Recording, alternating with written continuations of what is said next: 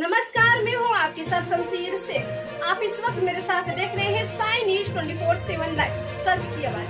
आइए आपको लेकर चलते हैं अहम कुछ खास खबरों को। 1 फरवरी 2024 को संसद में माननीय वित्त मंत्री भारत सरकार सुश्री निर्मला सीतारमण ने देश का अंतरिम बजट प्रस्तुत किया। बजट में रेल संबंधी 3 कॉरिडोर बनाए जाने का प्रावधान किया गया, जिसमें ऊर्जा, खनिज एवं cement corridor, port connectivity corridor तथा अधिक यातायात घनत्व के कॉरिडोर का कार्य सम्मिलित है। इसमें लॉजिस्टिक सुधार के साथ ही लागत में कमी आएगी तथा आर्थिक विकास को गति मिलेगी। बजट से रेल संरक्षा बढ़ेगी। 40,000 कोचों को वंदे भारत के कोच के तर्ज पर विकसित किए जाएंगे।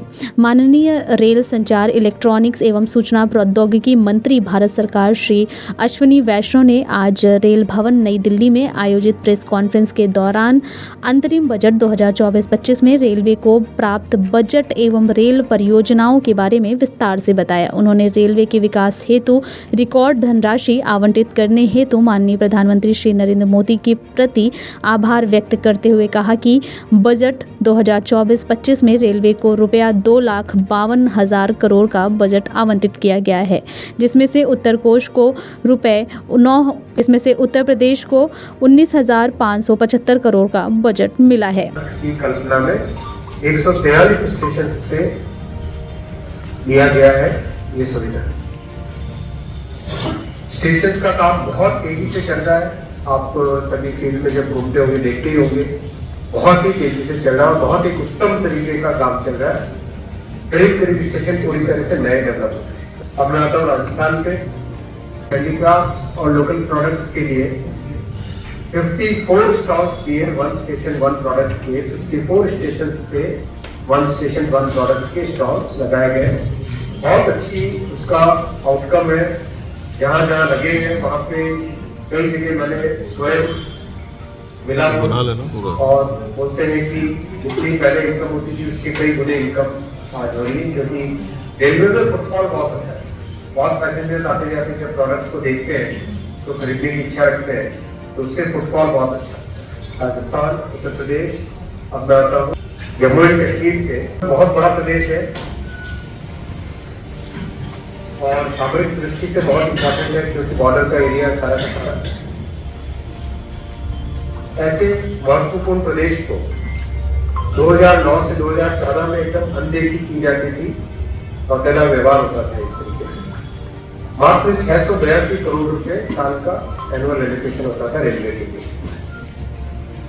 इतने बड़े प्रदेश, इतने महत्वपूर्ण सामरिक दृष्टि से मात्र 682 करोड़ का एनुअल एलोकेशन था। 2024-25 में आज का जो बजट पेश हुआ है उसमें 9,782 करोड़ रुपए राजस्थान के लिए एलोकेशन हुआ है, जिसको हम लोग कहते हैं इंफ्रास्ट्रक्चर का काम हो रहा है। तो जो लोको के इक्विपमेंट लगता है वो ड्राइवर की कैब में लगता है, लोको पायलट की कैब में लगता है। मंत्र भारत थोड़ा नीचे करो, जिससे जो भी उसका जो सिग्नल की पोजीशन है या सिग्नल का जो एस्पेक्ट है वो ड्राइवर को पता चल पाए और अगर जरूरत पड़े तो उसमें ब्रेक लगाई जा सके। तो हमारा जो कवच का कार्य चल रहा है आज की डेट में, वो 2 जगह पे चल रहा है। एक तो गाजियाबाद से लेके दीनदयाल उपाध्याय मार्ग तक और दूसरा कार्य चल रहा है मथुरा से लेके पलवल तक। जो मथुरा से लेके पलवल तक का कार्य है उसमें जो ट्रैक इंफ्रास्ट्रक्चर का काम है, जिसको हम लोग कहते हैं सिग्नलिंग का काम है, जो अपना रेल पथ का काम है या RFID टैग्स वगैरह है, वो सब लग चुके हैं। उसमें लोगों के ट्रायल चल रहे हैं जो कि RDSO द्वारा किए जा रहे हैं। जहाँ तक गाजियाबाद से लेके दीनदयाल उपाध्याय मार्ग तक का सवाल है, उसमें हमारा जो ट्रैक इंफ्रास्ट्रक्चर का काम है वो करीब 50% पूरा हो चुका है और लोगों का काम हम लोग अभी कर रहे हैं। ये हमारे लिए बड़े हर्ष की बात है कि जो नॉर्थ सेंट्रल रेलवे को ना कि सिर्फ झांसी और कानपुर के लोको शेड में जो लोकोस हैं उसके इक्विपमेंट के ऊपर जो कवच का इक्विपमेंट लगाना है उसका काम दिया गया है, बल्कि जो गाजियाबाद लोको शेड के भी लोकोस हैं कुछ, उसमें उसका भी काम हमें करने के लिए दिया गया है। तो इस तरह से हम लोग करीब 300 लोको जो हैं जो नॉर्थ सेंट्रल रेलवे उसमें लोको में इक्विपमेंट लगाएगा कवच का। जब ये दोनों काम पूरे हो जाएंगे फिर उसके बाद RDSO उसकी ट्रायल करेगा ताकि गाड़ी हम लोग कवच के हिसाब से चला सकें।